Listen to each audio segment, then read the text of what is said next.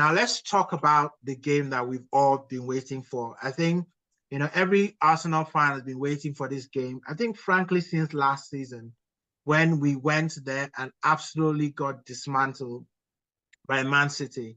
And, it was really men against boys. Listen, I mean, there is nobody that is picking really Arsenal to win this game. Man City are all odds favorites, for this game. And, a win for Man City, and let's say there's a draw, which is unlikely to happen for, Liverpool, might take them 2 points, at the top of the Premier League. I'm going to start with you, Femi.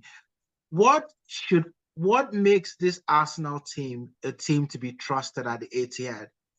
Considering the fact that, Man City haven't lost in 38 games at the Etihad since the 2-1 loss to Brentford. And Arsenal haven't beaten Man City in 12 of their last 13, encounters. They've been beaten. Let's just be clear. Arsenal have not drawn the other ones. They've lost the other games. So what gives anyone the confidence to trust this Arsenal at the Etihad? Okay, it's funny you came up with those stats. I think you're talking about Premier League stats away at the Etihad. Yes. It's always nice to put things in context. We won the FA Cup at their expense.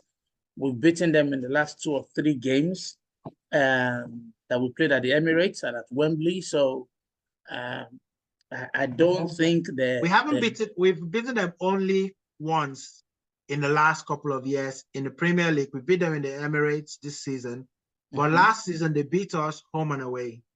And that's what I said, last 2 or 3 games. When I say that, I meant we won the Charity Shield at their expense, didn't we? Okay. Yeah, we beat them at the Emirates 1-0 as well. So we've broken the jinx, haven't we, in the Premier League? And we've won cups. Like I said, we even won the FA Cup at the expense with this same manager. So what I found is when the chips are down, Arsenal previously would have let you down. But this current team has such a strong backbone that they've gone to Anfield, they've not folded in the last 2 seasons. The last two seasons, they've got a draw at Anfield. We were never able to get that for a long time. Whenever we were going to Anfield, it would have been 5-1 we were expecting. So when you go to Anfield and you go and you're leading most of the time even, and it's just the fact the aura of Anfield is what helps Liverpool to come back, I don't see any reason. I would honestly be more concerned going to Anfield than going to the Etihad right now. That's me personally. I think Declan Rice adds a lot of steel to that team. I was looking at some stats this just today. It's got the same number of goals, 6 goals, as Rodri. It's got the same. They've made the same number of assists, 5 each. And if you look at I'll just read the stats to you. It's very interesting. I was just picking it up today. So both of them have scored 6 goals each. They've made 5 assists each. His shooting accuracy is 35, and Rodri's is 33. So not too bad, 2% difference. But the passing accuracy is 92 and 91. So both of them they hardly lose the ball. And tackles, 54 and 55. For the 2 of them, Rice is edged that one.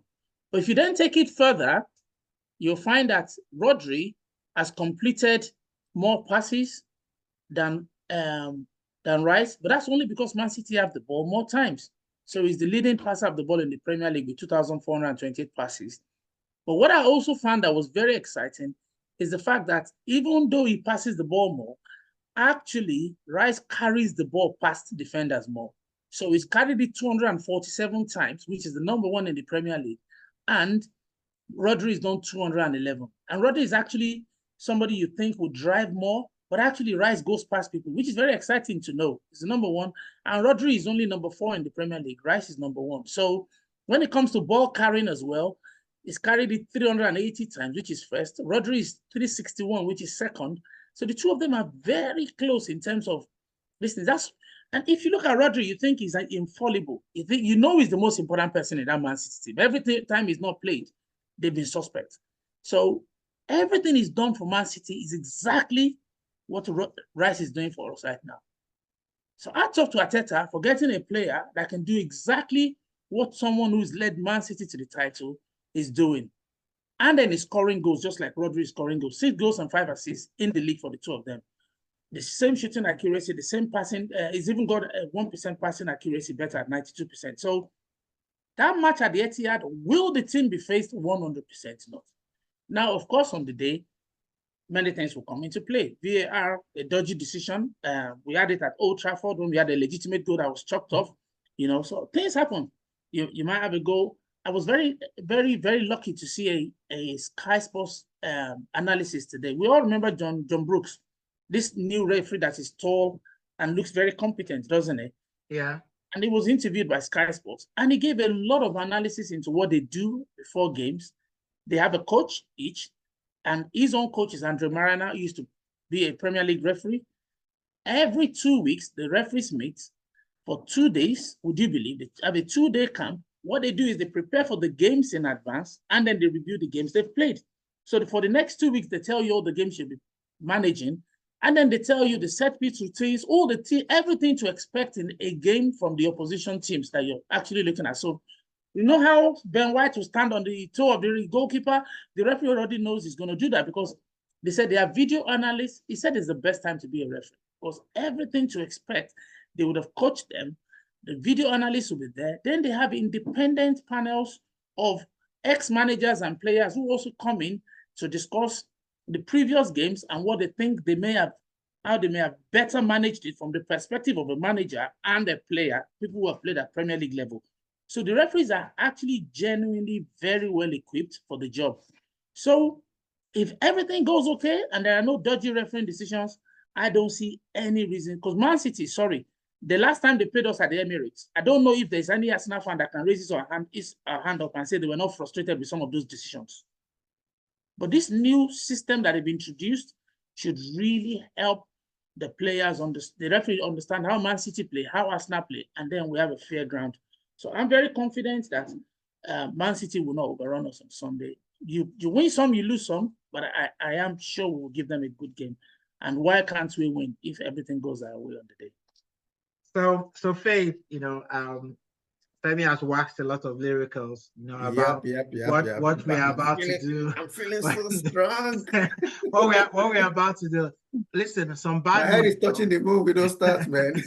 So just as he was talking about referees, so Anthony Taylor is going to be in charge of the refereeing, at the Emirates, and the VAR is the same VAR official that was against Arsenal, Aston Villa, that rolled away the Kai Havertz last-minute goal and did not give the penalty against Gabriel Jesus that Douglas Luiz pulled him out. So, let's see whether that's going to change. But Faith, Femi talked about Rodri being the most important player, for Arsenal. This Arsenal team have added Rice, they've added Havertz, they've added. I know Timber is not playing right now, but they've added Kivio, into the back line. Will these additions make any difference to what happens on the pitch on Sunday? And, it's similar to you as well. How can Arsenal win this game against Man City? Yeah, those additions you just mentioned, kudos to Arteta and the coaching crew. They know what they wanted, against a whole lot of Arsenal fans that felt that was not what we needed. Those guys have come good. Every one of them that was brought in, every one of them has come good. I know you won't agree on Raya. You know why? Why I did not mention Raya. I think he has come good also. He has stabilized, and right now he's doing very well also. So everybody that was brought in has really done well. Kiwa has stabilized that left side of the defense, which used to be our weakest, position. I think Zikenko should continue to be on the bench. He should just sit this out. Maybe if we're winning 2-0 or 3-0, he could be brought in to hold the ball and play around. Kiwa has really shown that, okay, at this point in our defensive pairing, we really don't have, an area where you could say, okay, concentrate on this This is the weakest point. We've had a very good defense at this point. I saw Femi stats. Yeah, interesting stats, and it tells you where the battle will be, which is the midfield. Also, I see another battle which will be Saliba, just like the part two of what happened in Emirates. Saliba won that. Saliba Haaland won that in the Emirates. Let's see what happens. I know Haaland will be fired up this time around. Let's see if Saliba can still do that same the job he did. You read out a whole lot of Eddie, you read out a whole lot of stats. We're not beating them in 12 or 13 sittings and blah blah blah blah blah. The truth about football is you look at the current, and that's why most times I don't go beyond last 5 matches, last 6 matches. Why do I do that? Because those are the recent matches. I try to stay within 5. That gives you, because if I go the last 20, remember, these are different teams. In the last 5 seasons, teams will change. Players will change. The structure of a team will change. So most times I try to stay within last 5 matches. So now, if you go back to the last 5 matches, not just Premiership, because when you use Premiership, it's misleading. They met in different matches that were very competitive. Everybody full squad. So the last 5 matches within these 2 teams, you could see that City has 3, Arsenal has 2. So that gives you an idea how Arsenal has closed that gap. That margin has been closed over time. And not just winning by luck. The last 2 matches Arsenal won was not by luck. They actually matched City. They actually outplayed City. And like the one in Emirates, they dominated play and they won. So it gives you an idea that the gap has really, really closed over the years. So you can't be pointing out the last 12 matches, last 13 matches, different team, different structure, different manager. The team we have now has closed that gap, that wide gap that was controlled by City. Now you have teams that on a good day, use a toss-up. You don't even know. Depends on, like Femi pointed out, a lot of factors. It could be referee, VAR, or exceptional play by one genius among them could change the game. But when you're talking of a team that is well matched, we have 2 good coaches that are very good in terms of tactics. We have two quality teams that have quality players, well coached teams. So at the end of the day, you're going to see an exciting game of football.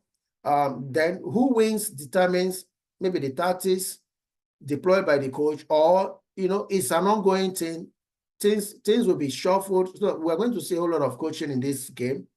The brilliance of the 2 coaches will be there on display.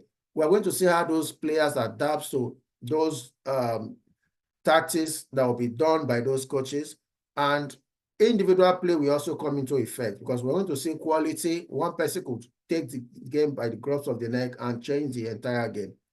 Are we going to see something spectacular? Definitely we are. I am excited for this match because these 2 teams are at the peak of their game. Man City is the running king. We know them. When it comes to this stage, they are ruthless. They crush everybody until they get their aim. But this time around, will it be different? Luckily for us, we're meeting them when we are also at our best, when we're in a good place. So unlike before, where anytime we're meeting them, we have one. Last time we met them, I think we're discussing this. Last time we met them at Etihad, Gabriel did not play. The defense was a makeshift defense, and we struggled. Saliba did not play, right? It was Gabriel and what was this guy's name? Rob Holding. Holding that played that match, and Holding struggled throughout that match. So most times you always have this makeshift, either the middle party may not play, one major guy will not play, and it always affects. This time around, everybody is around. I see. My first call is draw for this match. I see a draw written all over this match. I think it's going to be a well tactical game that at the end of the day is going to be a score draw, because I don't see this match going all 90 minutes without goals, but I see lots of goals, but I see it ending in draw. For me, I'm predicting a 2-2 draw for this match. Listen, I've heard both of you guys, and there's reason for optimism. I'm worried about a couple of things, against in this game. Obviously, I'm worried about the keeper. I know I continue to talk about that. I'm worried. I'm worried about what he's going to do, and whether he's going to make any errors that will cost us the game. I think this game has come at a perfect time for Arsenal, in the sense that there are no excuses. We've had a run of games where we've won 8 consecutive games, going into this game. If I compare that with last season, we went into that game against Man City with a couple of draws. And, we had lost so many points that when we got to that game, we were really, really clutching. And Etihad is not the place to go without confidence. Even the best of teams that go there, it's the reason why Man City haven't lost there in 38 games. It's because it's a very, very difficult place to go and get a win. So you don't need to be going there short of confidence. So Arsenal has ticked that box in terms of arriving at Etihad with some confidence. So that gives me, a lot of hope for this game. Arsenal is also going into that game with a good clutch of players available to them, right? The game against Man City at the Emirates, both Saka and Martinelli were on the bench. I think, in this game, they probably will come in. One of them will play. I think it's probably too early for Martinelli. I think Trossard has done a very good job, so I expect Trossard to keep his place. And Havertz will keep his place as well, because I think the work that he does up front, is very, very key to how we play. And, it's now going to be a toss-up between whether we're going to be able to get Saka fit enough, or he's going to deploy Jesus on the right-hand side. I think the back line picks itself. Gabriel Saliba plays, with Kivio on the left, Ben White on the right. I expect Jorginho, Odegaard, and Rice to play in that midfield, unless something has happened over the international game, where maybe one of the players is not particularly. I always know that, especially some of these big games, there's always one unexpected, thing that happens with a player that nobody ever sees, that all of a sudden he's not in the starting lineup. But I think that Arsenal will go in with confidence. They have to go in with confidence. There is no reason why they should think that they cannot beat City. They've beaten them twice this season. So that should give them all the right things. Last season, tactically, we got it wrong when we played City. We thought they were going to press us, and instead they resorted to long balls, and obviously Holding didn't have the minerals against Haaland. And so, third man running, you always had, Kevin De Bruyne, taking advantage of the space and the gap that was left, in our defense to go in and cause us a lot of damage. I think we'll play very differently. I'm going to go for a narrow 1-0 victory, for Arsenal. For Arsenal, I'm going to go one narrow 1-0 victory. I don't think we're going to keep City out. If we're going to win that game, we'll probably have to win it late 2-1. But you're right, there's a chance that we may be lucky to keep them out. I think one of our doing is, personally, I think Kivio is not going to start that game. Why? I think Arteta would want to trust Zinchenko more with the ball, because he doesn't have a pacey winger in what's his name now? And Foden is going to be playing. Foden is going to be playing on that right hand side. Foden is not pacey, so he might think he needs somebody who can control the match more. Kivio is not one to control the game. Kivio is very functional, which is very good. It's like your classic Kieran Tierney. It knows what to do. It will do a good job of it. But against a team that you need to keep the ball, and you need all your 11 players to know what to do on the ball, I suspect, I'm not saying he will, but I suspect 95% he's going to put Zinchenko ahead of that guy in that game. That's what I think. So maybe that's going to be a plus for us, that we can keep the ball better and we can dominate the game better, hopefully. But I don't think we can keep them out for 90 minutes. Man City are too dominant at home. If they're going to win that game, maybe 2-1. I think it would be a mistake for him to bring in Zinchenko at this point. For me, I think he should stay with Skiwa. He has done a very good job. You know, that back line has been dominant, has been doing very well. And remember, I know, like you said, it's functional. He has created some assists in the last 5 months. I think 2 assists today. But so he also is good going forward. But the main thing he needs in that back line is stability. He needs guys that could defend, because remember, City will come because they need this game more. We can decide to sit and play out a draw. A draw does not favor us, because a Liverpool wins, they go to the top. But if we go with a draw, I think we'll also be happy in that game somehow, because everybody expects us to lose. So City wants to win, because that is how they take control of their destiny. They win out the remaining matches. That's it for them. So they will be the one coming at us, and Arteta needs a defender that can do the job. I don't think it's the holding or inverted stuff that is his problem at this point.